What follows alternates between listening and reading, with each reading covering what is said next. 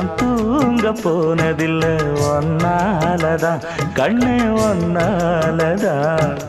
யார் பேச்சு கேட்டாலும் என் காதில் கேட்பதெல்லாம் உன் பேருதான் நெத்தான் உன் பேருதான். இத்தனை நினப்பு என் மேல இருந்தும் எட்டி போகலாமோ?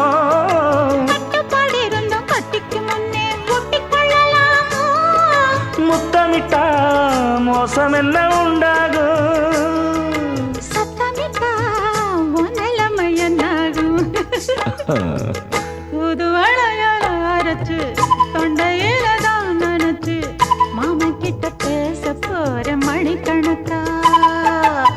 தூண்டாமணி விளக்க தூண்டி விட்டு எரிய வச்சு ஓ முகத்தை பார்க்க போற நாள் கணக்கா.